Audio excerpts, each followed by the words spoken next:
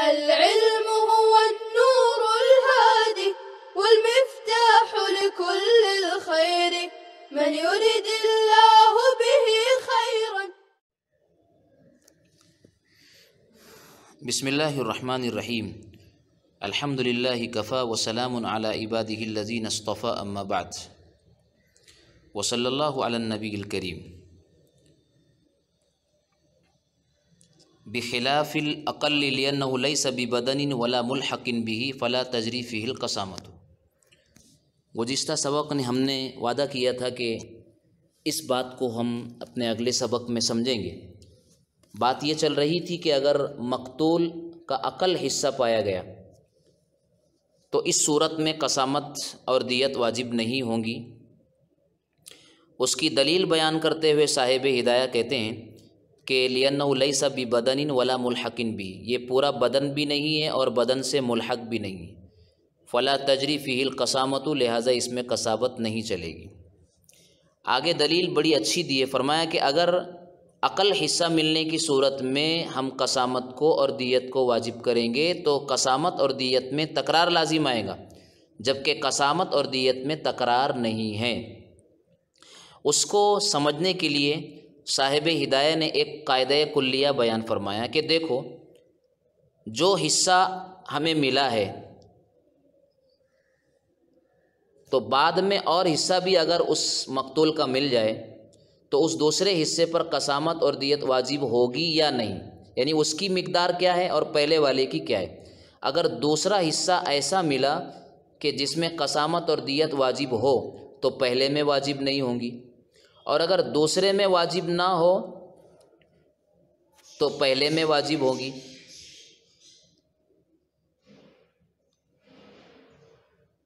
اس قاعدہ کلیہ کی وجہ یہی ہے کہ قسامت اور دیت میں تکرار نہیں آنا چاہیے، اور یہی حکم نماز جنازہ کا بھی ہے. یعنی اگر بدن کا کچھ حصہ ملا ہے مقتول کا تو دیکھیں گے دوسرا حصہ اگر وہ ملا ہے تو اس پر نماز جنازہ ہوگی یا نہیں ہوگی، یعنی وہ بڑا حصہ ملا ہے یا چھوٹا حصہ ملا ہے. اگر ہوں گی تو پہلے حصے پر نماز جنازہ نہیں ہوگی، اور اگر دوسرے پر نماز جنازہ نہ ہو کم ہونے کی وجہ سے تو اول حصہ جو اس سے بڑا ملا ہوا ہے اس پر نماز جنازہ ہوگی. بہرحال پہلا حصہ جو ملے اور اس کے بعد جو دوسرا ملے، دونوں میں سے کسی ایک پر نماز جنازہ ہوگی جو پہلے کے مقابلے میں زیادہ ہوگا، بڑا ہوگا. یہی معاملہ یہاں پر بھی ہے کہ چونکہ دیت اور قسامت میں تکرار لازم نہ آئے، اس لیے عقل حصہ اگر مقتول کا بدن کا ملا ہے تو قسامت اور دیت واجب نہیں ہوگی. اسی کو فرمایا کہ وَلِأَنَّ لَوْ اعْتَبَرْنَاهُ تَتَكَرَّرُ الْقَسَامَتَانِ وَالدِّيَتَانِ بِمُقَابَلَةِ نَفْسٍ وَاحِدَةٍ وَلَا تَتَوَالِيَانِ. قسامت اور دیت پے در پے نہیں ہوتی ہے. وَالْأَصْلُ فِيهِ، اس میں قاعدہ کلیہ یعنی قسامت اور دیت کے واجب ہونے میں قاعدہ کلیہ بتا رہے ہیں کہ ان الموجود الاول، پہلا جو حصہ ملا ہے، ان کان بحال، اگر وہ ایسا ہے کہ لو وجد الباقی، اگر باقی یعنی دوسرا اگر حصہ ملے، تجری فیہ القسامۃ، کہ جس میں قسامت واجب ہوتی ہے، یعنی اکثر ہونے کی وجہ سے، زیادہ ہونے کی وجہ سے، لا یتجب فیہ، تو پھر پہلے حصے میں واجب نہیں ہوں گی قسامت. وَإِنْ كَانَ بِحَالٍ، اور اگر جو دوسرا حصہ جو ملا ہے اگر وہ ایسا ہے کہ لَوْجِدَ الْبَاقِي، اگر باقی جو بدن کا حصہ ہے وہ ملا، اتنا ہے کہ لا تجری فیہ القسامۃ، عقل ہونے کی وجہ سے اس میں قسامت نہیں آئے گی، تو تجب پہلے حصے میں واجب ہوگی. والمعنی ما اشرنا الیہ، اور جس کی طرف ہم نے اشارہ کی ہے اس کا مطلب اور مفہوم یہی ہے جو اوپر ہم نے بیان کیا. وصلاۃ الجنازۃ فی ھذا تنصحب علی ھذا الاصل، اور نماز جنازہ اسی اصلوں پر متفرع ہے. لأنہا لا تتکرر، اس لیے کہ نماز جنازہ میں بھی تکرار نہیں ہوتا ہے. اب مزید آگے شکل بیان کرتے ہوئے کہتے ہیں کہ یہ محلے والوں کے درمیان ایسا بچہ ملا جو ابھی جنین ہے. جنین اس بچے کو کہتے ہیں جو ماں کے پیٹ میں ہوتا ہے، لیکن وہ ملا یعنی اب وہ پیدا ہو چکا ہے اور محلے میں پڑا ہوا ہے، نامولود بالکل، یا نہ بچہ جو آیا ہے پڑا ہوا ملا ہے وہ ناتمام بچہ ہے، ناقص الخلقت ہے، لیکن اس پر زخموں کا کوئی اثر موجود نہیں ہے، تو ایسی صورت میں اہل محلہ پر بھی کچھ واجب نہ ہوگا. کیونکہ ہم اس سے پہلے مسئلہ پڑھ چکے کہ اگر بڑا آدمی بھی مردہ پایا جاتا اور اس پر کوئی اثر نہ ہو زخموں کا اور قتلوں کا، تب بھی اہل محلہ پر دیت واجب نہیں ہوتی۔ لہٰذا ناتمام بچہ یا جنین اگر ملے اور اس پر کوئی زخم اور قتلوں کا اثر نہ ہو تو اس پر دیت واجب نہ ہوگی۔ اور اگر اس پر ضرب کا اثر ہو، مار کا اثر ہے اور اعضاء اس کے سب بن چکے ہو، یعنی وہ تام الخلقت ہو، تام الخلق ہو، تو اب اہل محلہ پر قسامت اور دیت واجب ہوں گی، اس لیے کہ یہاں ظاہر یہی ہے کہ وہ اپنی ماں سے زندہ پیدا ہوا تھا اور اس کو کسی نے مارا ہے۔ اور اگر وہ ناقص الخلق ہو، ناتمام ہو، تو اس پر تو اہل محلہ پر کچھ واجب نہ ہوگا، اس لیے کہ یہاں کا ظاہر یہی ہے کہ وہ ماں کے پیٹ سے مردہ پیدا ہوا ہے، نہ کہ زندہ۔ اسی کو اگلی عبارت میں فرمایا وَلَوْ أُوجِدَ فِيهِمْ جَنِينٌ أَوْ سُقْطٌ، سقط تو کہتے ہیں اسی ناتمام بچے کو، لَيْسَ بِهِ أَثَرُ الضَّرْبِ وَلَا شَيْءَ عَلَىٰ أَهْلِ الْمَحَلَّةِ لِأَنَّهُ لَا يَفُوقُ الْكَبِيرَ حَالًا، اس لیے کہ یہ جنین اور یہ سقط جو ہے بڑے آدمی سے اپنی حالت میں بڑھ نہیں سکتا اور مافوق نہیں ہوگا، یعنی جو بڑے کا حکم ہوگا وہی اس کا ہوگا۔ وَإِنْ كَانَ بِهِ أَثَرُ الضَّرْبِ، اور اگر اس پر ضرب کا اثر ہو، وہ تام الخلق اور وہ مکمل ہو چکا ہے پیدائش میں، وجبت القسامۃ والدیۃ علیہم، تو اہل محلہ پر قسامت اور دیت واجب ہوں گی۔ لأن الظاہر ان تام الخلق ينفصل حیا، ظاہر حال یہی بتا رہا ہے کہ جو مکمل بچہ ہے وہ زندہ پیدا ہوا ہے، وَإِنْ كَانَ ناقص الخلق، اور اگر ناقص الخلق یعنی ناتمام پیدا ہوا ہے، فلا شیء علیہم، تو اہل محلہ پر کوئی چیز واجب نہ ہوں گی۔ لأنه ينفصل میتا لا حیا، اس لیے کہ وہ ماں کے پیٹ سے مردہ پیدا ہوا ہے، نہ کہ زندہ۔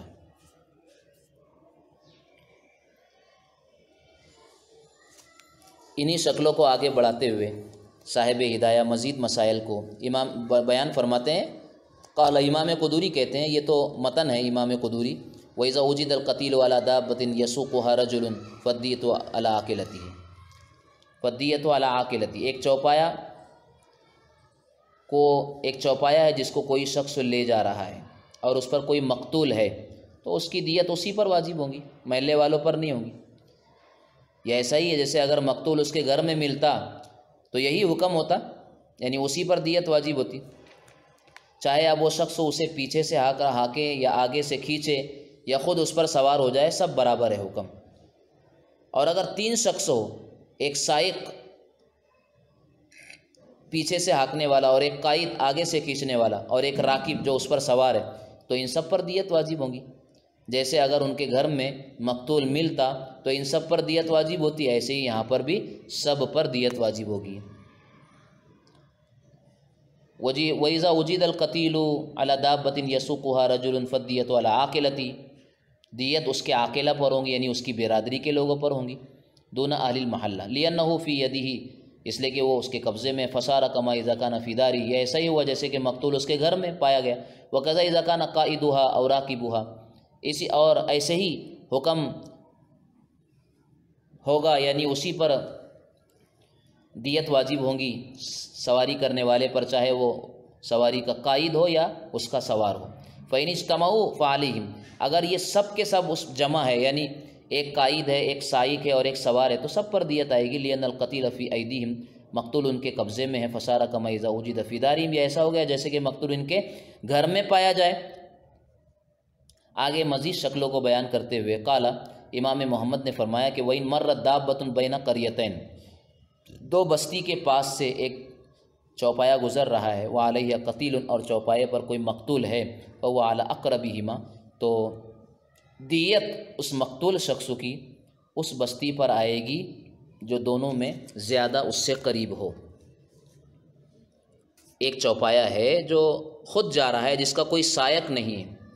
اس کو چلانے والا ہانکنے والا نہیں ہے، اور اس پر ایک مقتول ہے، تو اس کا حکم کیا ہوگا؟ تو فرمایا چوپایا جہاں گزر رہا ہے، جو گاؤں اس جگہ سے قریب ہے، اس گزرنے کی جگہ سے، اس گاؤں والوں پر دیت واجب ہوں گی، وہی اس کے ذمہ دار ہوگی۔ اس پر بعض فقہا نے کہا کہ وہ گاؤں اتنے فاصلے پر ہونا چاہیے کہ اگر وہاں سے مقتول ان کو آواز دیتا تو ان کو آواز پہنچ سکتی تھی، اگر ایسا ہے تو اس گاؤں پر دیت واجب ہوں گی، گاؤں والوں پر۔ اور اگر ایسا نہیں ہے کہ آواز دے تو آواز وہاں تک نہ پہنچے یعنی زیادہ دور اگر ہے تو پھر اس صورت میں اس گاؤں والوں پر دیت واجب نہ ہوں گی، کیونکہ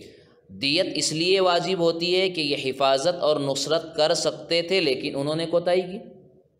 اور یہ مر گیا، اور جب زیادہ دور ہوگا تو وہاں کوئی کوتاہی ان کی جانب سے پائی نہیں گئی۔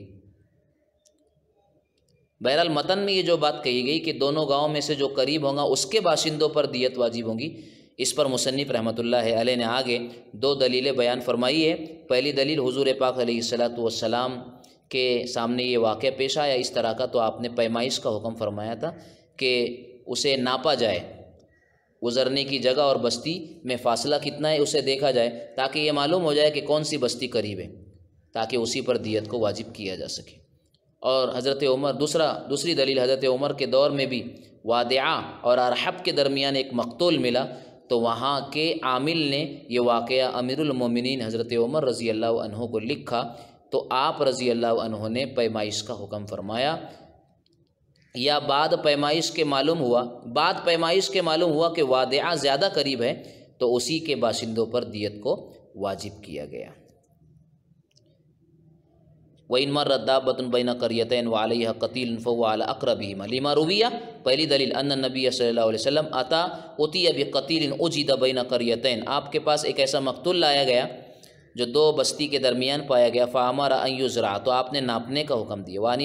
وعن عمر رضی اللہ عنہ، حضرت عمر سے منقول ہے أَنَّهُ لَمَّا كُتِبَ إِلَيْهِ فِي الْقَتِيلِ، کہ انہیں خط لکھا گیا ایسے مقتول کے سلسلے میں، الذي وجد بین وادعۃ وارحب، جو وادعہ اور حرب بستی کے درمیان پایا گیا، كتب بأن يقيس بين قريتين، تو آپ نے بھی دونوں بستیوں کے درمیان پیمائش کا حکم دیا، فوجد القتیل الى وادعۃ اقرب، تو وہ مقتول جو ہے وادعہ نامی بستی سے زیادہ قریب پایا گیا، فقضى عليهم بالقسامة، تو حضرت عمر نے انہی پر قسامت کا حکم جاری فرمایا، کہ لہذا محمول على ما اذا كان بحيث يبلغ اهله الصوت، یہ حکم اس وقت تو ہے جب کہ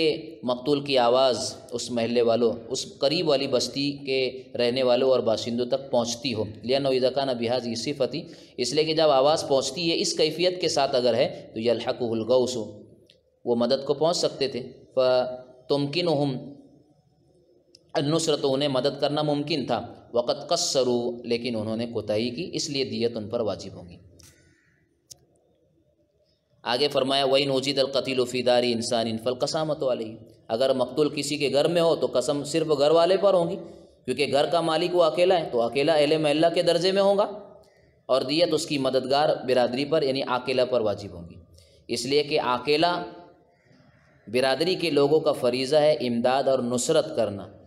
اس لیے کہ انسان اپنی برادری اور عاقلہ کے بل بوتے پر ہی انسان جو ہے اپنے اندر قوت اور طاقت محسوس کرتا ہے، لہٰذا اگر کسی کے گھر میں مقتول ملا ہے تو اس کی برادری جس کو عاقلہ کہا جاتا ہے انہی پر جو ہے پوری دیت واجب ہوں گی، اس لیے کہ نصرت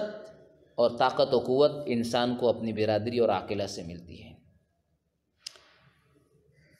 وَإِنْ وُجِدَ الْقَتِيلُ فِي دَارِ إِنسَانٍ فَالْقَسَامَةُ عَلَيْهِ لِأَنَّ الدَّارَ فِي يَدِهِ، اس لیے کہ گھر اس کی ملکیت میں ہے، اس کے قبضے میں، وَالدِّيَةُ عَلَىٰ عَاقِلَتِهِ، دیت اس کے عاقلہ اور برادری کے لوگوں پر آئے گی، لِأَنَّ نُصْرَتَهُ مِنْهُمْ، اس لیے کہ انسان کی نصرت اور طاقت انہی سے حاصل ہوتی ہے،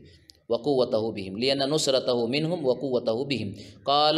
امام قدوری کہتے ہیں وَلَا تَدْخُلُ السُّكَّانُ فِي الْقَسَامَةِ مَعَ الْمُلَّاكِ عِنْدَ أَبِي حَنِيفَةَ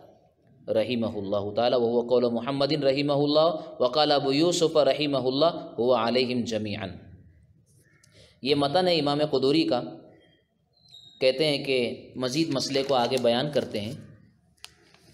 کسی محلہ کے باشندے دو طریقے کے ہوتے ہیں، کچھ وہ ہوتے ہیں جو یہاں کے اصل و باشندے ہیں، یہاں کی زمینوں کے مالک ہیں، اور دوسری قسم باشندوں کی اور رہنے والوں کی وہ ہوتی ہے جو بغیر ملکیت کے کرائے وغیرہ پر یہاں رہتے ہو۔ تو سوال یہ ہے کہ جس محلہ میں مقتول پایا جائے تو قسامت کن لوگوں پر آئے گی، اصل و باشندوں پر یا کرایہ دار لوگوں پر؟ تو حضرات طرفین کا اس سلسلے میں مذہب یہ ہے کہ قسامت فقط مالکان پر ہوں گی، اصل و مالکان زمین کے مالکوں پر ہوگی، سکان پر نہ ہوں گی جو صرف وہ کرایہ دے کر رہنے والے ہو اور کسی اور علاقے سے آ کر رہتے ہوں۔ جبکہ امام ابو یوسف رحمۃ اللہ علیہ فرماتے ہیں کہ قسامت دونوں پر واجب ہوں گی،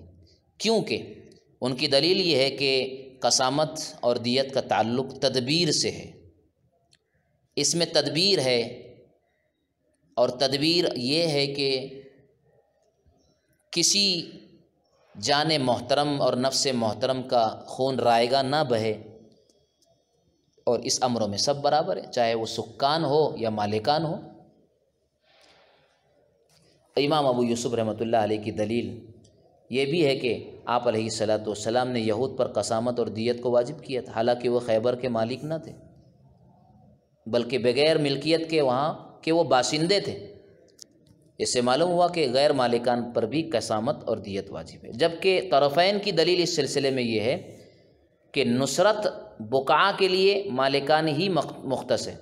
نہیں، نصرت بقعہ کے لیے یعنی علاقے کی نصرت و حفاظت یہ مالکان ہی اس کے لیے مختص ہے، اور وہی لوگ اس کے ذمہ دار ہیں، سکان نہیں، کیونکہ سکان یعنی کرائے وغیرہ سے دوسری جگہ سے آ کے رہنے والے سکنا اور قرار میں انہیں دوام حاصل نہیں، وہ آج ہے کل جا سکتے ہیں، تو علاقے کی حفاظت و نصرت کا نظام اصل مالکان زمین اور مالکان دار اور مکان سے ہے۔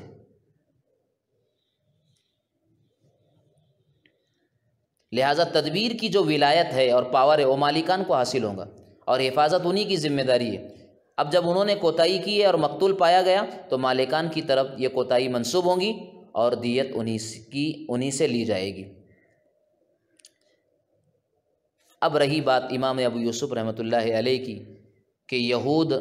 خیبر کے اندر مالک نہیں تھے، وہ صرف ساکن تھے، پھر بھی ان پر دیت کو آپ علیہ الصلاۃ والسلام نے لازم کیا ہے۔ اس کا جواب یہ ہے کہ آپ علیہ السلام نے ان کو ان کی املاک اور جائیداد پر برقرار رکھا تھا، یعنی وہ اپنی املاک اور جائیداد کے مالک تھے، اور ان سے جو کچھ بھی اصول کیا جاتا تھا اسلامک اصول کے پیش نظر خراج کے نام، وہ خراج کے طریقے پر لیا جاتا تھا۔ پتہ چلا کہ وہ صرف ساکنان خیبر نہیں تھے بلکہ اپنے اپنے جائیداد اور اپنے مکانوں کے مالک تھے۔ اسی کو فرمایا وَلَا تَدْخُلُ السُّكَّانُ فِي الْقَسَامَةِ مَعَ الْمُلَّاكِ، ساکنان مکان صرف رہائش کرنے والے قسامت میں مالکان کے ساتھ داخل نہیں ہوں گے۔ یہ مسئلہ عند ابی حنیفہ و قول محمد یعنی طرفین کا ہے، جبکہ امام ابو یوسف علیہ السلام فرماتے ہوا علیہم جمیعاً، سب پر قسامت اور دیت آئے گی۔ لِأَنَّ وِلَایَةَ التدبیر، اس لیے کہ تدبیر کا جو پاور ہے، انتظامی امور کا جو اختیار اور پاور ہے، کما تکون بالملک، وہ جیسے ملکیت سے حاصل ہوتا ہے، تکون بالسکنہ، وہ رہائش اور سکنہ سے بھی حاصل ہوتا ہے۔ الا تری انہ علیہ السلام جعل القسامۃ والدیۃ علی الیہودی، دلیل دے رہے ہیں کیا تمہیں نہیں معلوم کہ آپ علیہ السلام نے قسامت اور دیت کو یہود پر بھی لازم کیا تھا؟ وَإِن كَانُوا سُكَّانًا بِخَيْبَرَ، اگرچہ کہ وہ خیبر میں صرف وہ ساکن تھے، مالک نہیں تھے۔ یہ دلیل ہے امام ابو یوسف کی۔ وَلَهُمَا طرفین کی دلیل ان المالک هو المختص بنصرۃ البقعہ، کہ مالکان جو ہوتے ہیں وہی بقعہ اور علاقے کی نصرت و حفاظت کے ساتھ مختص ہیں، دون سکانی، نہ کہ ساکنان۔ لِأَنَّ سُكْنَ الْمُلَّاكِ أَلْزَمُ، اس لیے کہ مالکوں کی رہائش وہ لازم ہے، وَقَرَارُهُمْ أَدْوَمُ، ان کا قرار اور ان کا دوام دائمی ہے، قرار دائمی ہے۔ فَكَانَتْ وِلَایَةُ التَّدْبِيرِ إِلَيْهِمْ، تو تدبیر اور حفاظت کی ولایت انہی کی طرف منسوب ہوں گی۔ فَيَتَحَقَّقُ التَّقْصِيرُ مِنْهُمْ، اب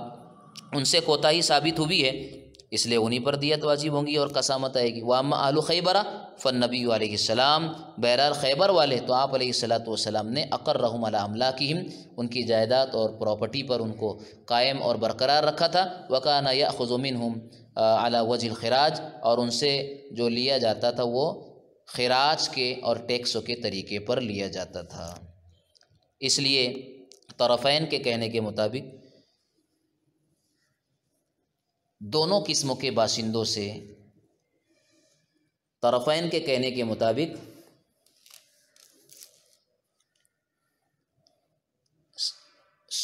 سکان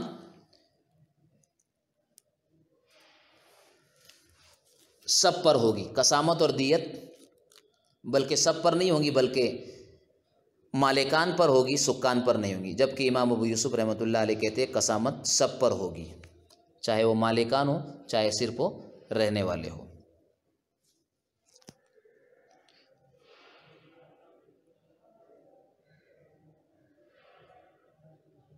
قال، امام قدوری کہتے ہیں وَهُوَ عَلَى أَهْلِ الْخُطَّةِ دُونَ الْمُشْتَرِينَ، وهذا قول ابی حنیفۃ و محمد رحمہم اللہ وقال ابو یوسف رحمہ اللہ الکل مشترکون لأن الضمان انما يجب بترك الحفظ ممن له ولاية الحفظ وبهذا الطريق يجعل جانبا مقصرا والولاية باعتبار ملك وقد استووا فيه ولهما أن صاحب الخطة هو المختص بنصرة البقعة والمتعارف ولأنه أصيل والمشتري دخيل وولاية التدبير إلى الأصيل.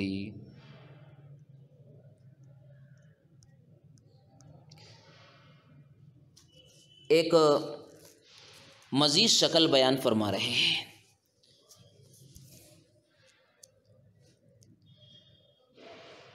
اہل محلہ جن پر قسامت واجب ہوتی ہے ان میں کچھ لوگ تو وہ ہوں گے جن کو یہ علاقہ فتح ہونے کے وقت امام المسلمین نے کچھ زمین و جائیداد دی تھی،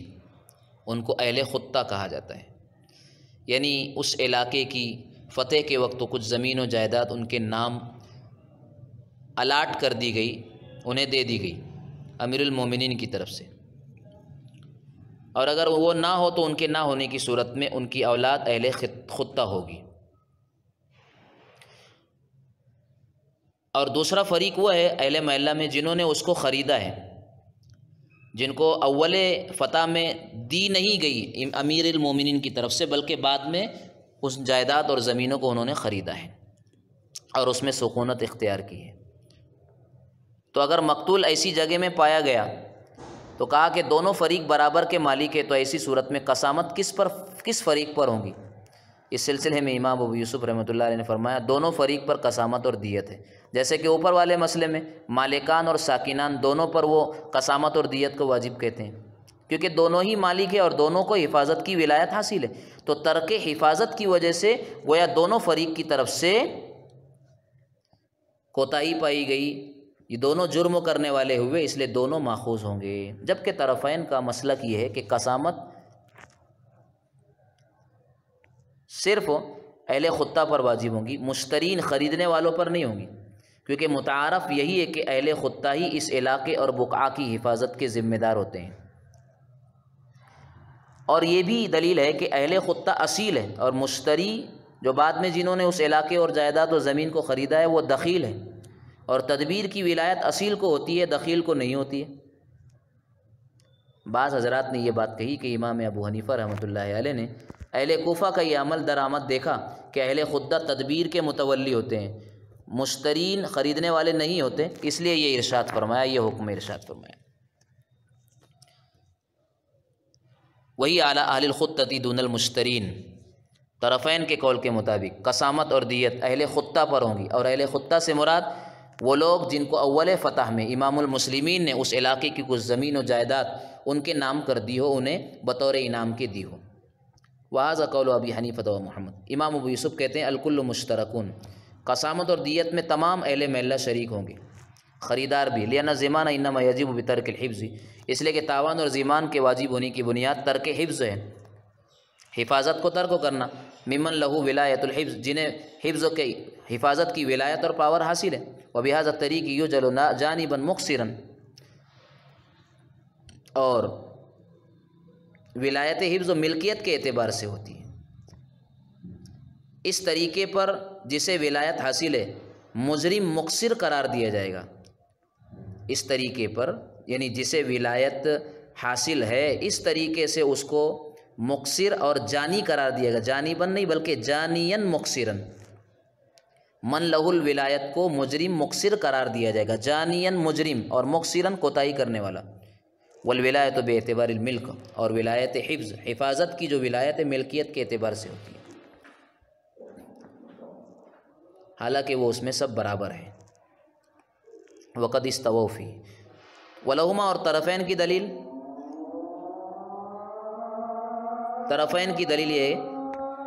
کہ ان صاحب الخطۃ هو المختص بنصرت البقع، علاقے کی نصرت اور حفاظت وہ صاحب خطہ ہی کے ساتھ مختص ہوتی ہے جن کے لیے زمین کو دیا گیا اول فتح میں، یہی متعارف ہے. دوسری بنیاد وَلِأَنَّهُ أَصِيلٌ وَالْمُشْتَرِي دَخِيلٌ، صاحب خطہ اصیل ہے اور مشتری خریدار تو دخیل ہے. وہ ولایت التدبیر الی الاصیل، اور تدبیر کی ولایت اصیل کو حاصل ہوتی ہے. اللہ تعالیٰ ان مسائل پر کو غور کرنے کی ہمیں اور اسے سمجھنے کی توفیق دے. وما توفیقی الا باللہ. السلام عليكم. لا تنسوا الاعجاب بالفيديو والاشتراك في القناة تشجيعا لنا لنستمر بنشر المزيد إن شاء الله.